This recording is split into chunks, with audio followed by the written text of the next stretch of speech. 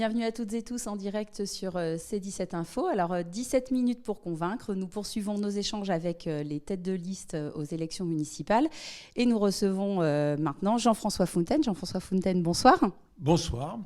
Alors, Jean-François Fontaine, rapide présentation. Vous avez 68 ans, chef d'entreprise dans le nautisme. Vous êtes élu municipal et communautaire depuis 1995. Et donc, vous vous présentez aux élections municipales pour la deuxième fois en tant que tête de liste. Première question à vous poser, c'est qu'est-ce qui fait qu'on se dit j'ai fait un mandat, j'ai mené des projets à terme et j'y retourne ? Mais écoutez, pour des raisons très simples, dans un premier mandat, on réalise un certain nombre de choses. D'ailleurs, certaines ont été engagées par Maxime Bonneau, par mon prédécesseur, qu'on termine. Je pense au renouvellement urbain sur Mireuil, par exemple, avec la ludothèque qu'on a terminée. On a terminé aussi l'hôtel de ville, qui était un des grands chantiers. Mais il y a beaucoup de projets qui sont en cours actuellement sur La Rochelle. Nous avons la gare, avec la transformation, avec cette passerelle qui reliera les deux côtés. Nous avons le très grand projet sur Villeneuve, programme de renouvellement urbain avec une école qui va démarrer bientôt sur Villeneuve. On a le centre social Christiane Faure. On a la protection de tout le quartier de Port-Neuf, des submersions marines. On a le Vieux-Port qu'on a engagé. Donc il y a partout sur La Rochelle des beaux projets qu'il faut mener à terme. Et puis, j'ai aussi une ambition sur l'emploi. On a fait de grands progrès dans ce mandat sur l'emploi. Presque 6 000 emplois nets ont été créés. Mais il reste encore des gens qui sont au chômage de longue durée, des gens qui sont dans la difficulté, qui sont loin de l'emploi parce que la vie a été ainsi faite. Et donc, il nous faut continuer à nous battre. Vous savez, ma grande fierté dans ce mandat, c'était la relance des chantiers navals. 1987, à La Rochelle, c'est la fermeture des chantiers navals à la Palisse. 2020, c'est la relance des chantiers navals. Et d'y être avec ceux qui étaient là à l'époque, je pense à Jacques Bessières, à Carmona, qui étaient des salariés des chantiers navals, et de les voir dans les chantiers navals, en voyant ces plans, en voyant cette usine qui va se reconstruire. Vous savez, dans la vie politique, c'est parfois dur, mais aussi des moments de satisfaction. Et donc, la relance des chantiers navals, c'est un signal très fort. Et donc, c'est de continuer à se battre sur l'emploi, parce qu'on a des entreprises merveilleuses qui se développent, des commerçants, des artisans, des métiers du bâtiment qui manquent de bras, tellement on a de réhabilitation à faire sur notre ville et de chantiers à mener. Et donc, cette bataille pour l'emploi, je veux l'emmener encore plus loin. Alors, une élection municipale, c'est une tête de liste, une équipe, et c'est aussi un projet. Qu'est-ce que vous avez voulu mettre en avant sur ce nouveau projet ? À quoi vous avez souhaité faire la part belle ? Alors, il y a deux grands piliers. L'emploi, je l'ai déjà évoqué, parce qu'il faut continuer l'effort, parce qu'il faut toujours penser à ceux qui sont encore dans la difficulté. Mais il y a aussi l'environnement. Je crois que dans ce premier mandat, on a continué ce qui avait été engagé par Michel Crépeau, par Maxime Bonneau. Il y a eu beaucoup de choses de faites. On a fait beaucoup de pistes cyclables, des pistes cyclables sécurisées. On a rénové le marais de Tadon, qui est aussi un grand projet qui va concerner Tadon et Villeneuve, des deux côtés du marais. On s'est engagé sur la rénovation thermique, sur de nombreux bâtiments. Et puis surtout, on a présenté à l'État un très grand projet, c'est La Rochelle Territoire Zéro Carbone. Et l'ambition pour le mandat devant nous, ça va être de le mettre en œuvre, parce que c'est un programme extrêmement ambitieux qui va toucher à la modification des comportements. Il faut que nous changions tous, vous, moi et les jeunes surtout, qui vont porter notre société de demain. Et donc pour transformer notre ville, notre société, il faut travailler par l'éducation, c'est-à-dire intervenir dans les écoles, comme nous le faisons avec des associations comme Bleu Versant, pour que les enfants soient porteurs de cette démarche. Il faut sensibiliser les adultes. On vient d'ouvrir une belle exposition Climat et Océan qui explique comment la machine climat s'est déréglée. Et puis, il nous faudra aller plus loin sur le transport public, plus loin sur l'isolation. Et puis, nous mettons en œuvre ce qui va être une forme de bourse de carbone territoriale. C'est-à-dire qu'il nous faudra aider ceux qui veulent changer leur comportement, que ce soit des comportements particuliers, des comportements d'entreprise, et faire payer ceux qui pourront moins changer. Et donc cette bourse carbone territoriale est une des grandes premières. Et l'État nous apporte vraiment des montants importants, 18 millions d'euros, pour accompagner notre territoire. Et puis en plus, il fait ça avec ses partenaires. On ne le fait pas tout seul avec la ville ou l'agglo. On a le Grand Port Maritime, on a l'Université de La Rochelle, on a le Parc Atlantique bas carbone à la Gore. Donc c'est tous ensemble actuellement que nous sommes en train de préparer un territoire qui sera un des premiers au monde à être territoire zéro carbone. Alors, vous parlez d'environnement, il y a une question qui est liée, c'est le déplacement, et une question qui revient dans cette campagne, qui est celle de la gratuité des transports en commun. Alors, est-ce que vous pouvez nous dire pour, contre et pourquoi ? Alors, D'abord, ce que nous avons déjà mis en place, c'est la tarification sociale et solidaire. Il y a 3700 personnes à La Rochelle aujourd'hui qui bénéficient de tarifs très très bas parce que leurs revenus sont très modestes. Et donc que personne ne puisse ne pas prendre le bus parce qu'il n'a pas les moyens. Vous savez, souvent, ceux qui prennent le ticket à l'unité, ce sont ceux qui ont peu de moyens parce qu'ils achètent au jour le jour. Et donc, nous avons fait des abonnements, 7 € par mois. Donc, ce sont des sommes vraiment raisonnables. Alors ensuite, faire la gratuité pour tout le monde, eh bien, il faut dire qu'est-ce qu'on fait, parce qu'aujourd'hui, le transport public à La Rochelle marche bien. La recette, on a les comptes administratifs, c'est 7 millions d'euros. Plus un effet TVA qui fait que le manque à gagner, si on fait la gratuité, c'est 8,5 millions d'euros. Et si on fait ça sur un mandat, ça fait 50 millions d'euros à trouver. Ça veut dire honnêtement aux gens, qu'est-ce qu'on ne va pas faire ? Est-ce qu'on arrête le renouvellement urbain de Villeneuve ? Est-ce qu'on arrête le centre social que nous voulons faire ? Vous savez, dans la vie, à un moment donné, il faut équilibrer. Et il faut toujours dire, quand on fait une baisse de recettes, une gratuité, de dire en face ce qu'on va faire pour faire cette économie. Eh bien, une économie de 50 millions d'euros, c'est considérable. Si à La Rochelle, on avait un mauvais transport public, avec peu de monde dedans, la gratuité, pourquoi pas ? Puisqu'il y avait peu de recettes. Mais à La Rochelle, nous avons un transport public important qui va dans toutes les communes. À Niort, par exemple, qui fait la gratuité ? Eh bien, le service public ne dessert pas toutes les communes. Puis par ailleurs, il faut bien se rendre compte d'une chose. Ce n'est pas le maire de La Rochelle qui décide. Ça sera les maires de l'agglomération. Et les 28 maires de l'agglomération, aujourd'hui, je les connais. On verra ce qu'il en sera après les élections, mais certains nombres seront reconduits. Ils sont seuls candidats.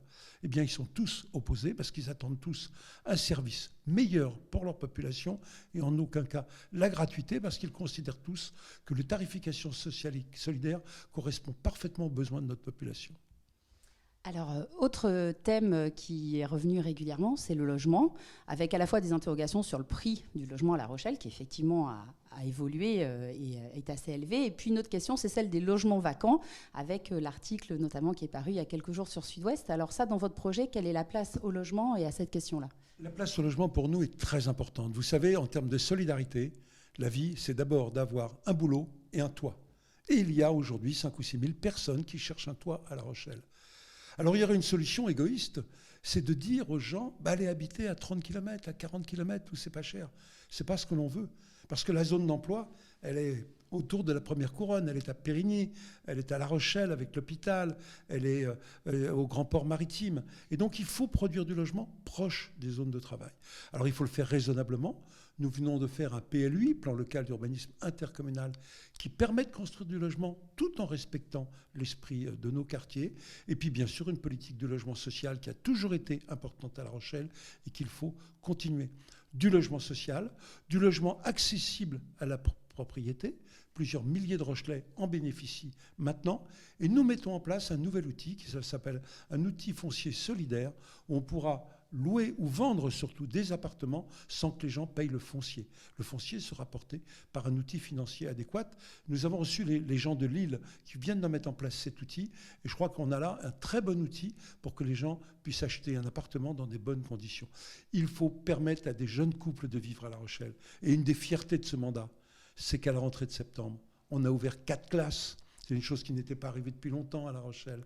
Eh bien, il nous faut garder nos écoles, garder la jeunesse. Ce qu'on veut, c'est une ville avec de la mixité, que dans la rue, des personnes plus âgées puissent croiser des enfants qui jouent, parce que c'est ça, une ville dans laquelle il y a de la mixité sociale, de la mixité générationnelle. C'est ça, une belle ville. Ce n'est pas de cantonner des personnes âgées dans un quartier et puis un autre avec quelques jeunes. Non, c'est toute une ville qui doit être dans une forme de mixité générationnelle et sociale.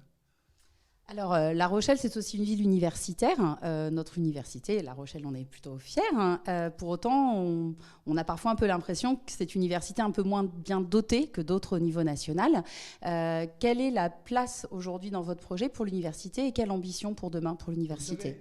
La place dans notre projet, elle est centrale, d'abord parce que nous avons comme numéro 3 dans notre liste une personne emblématique, c'est Gérard Blanchard, qui a été un grand président de l'Université de La Rochelle. Et il est d'ailleurs aujourd'hui vice-président de la région en charge des universités. Et donc pour nous, l'université joue une place majeure. Une place majeure dans le développement économique. On a fondé avec l'université une technopole dans laquelle nous recevons les entreprises pour les aider à innover.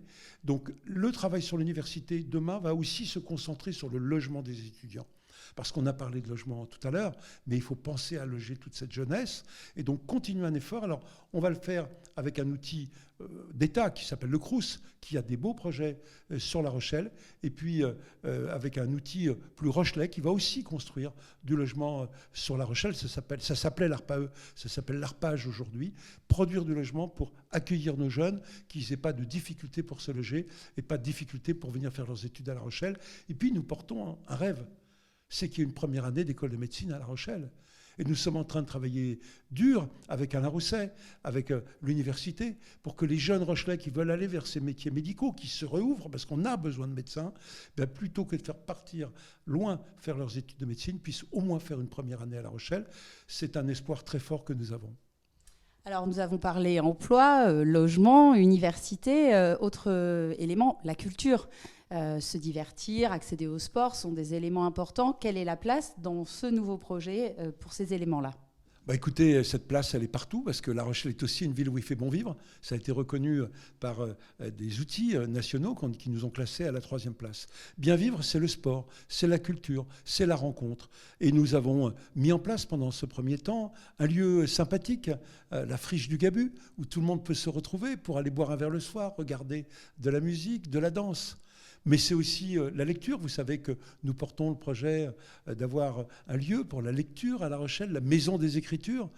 La maison qui est au milieu du parc Franck Delmas, elle est en train d'être rénovée. Si vous passez devant, vous allez voir, la rénovation est en cours. Ça sera un lieu où on pourra rencontrer des auteurs, des écrivains. Et puis, c'est la pratique culturelle. J'ai une rencontre demain avec l'ensemble des acteurs du monde du théâtre à La Rochelle. Et puis, vous savez, dans notre liste, il y a un garçon qui est connu à Mireuil. Il s'appelle Tariq. C'est lui qui a fondé Ultimatum.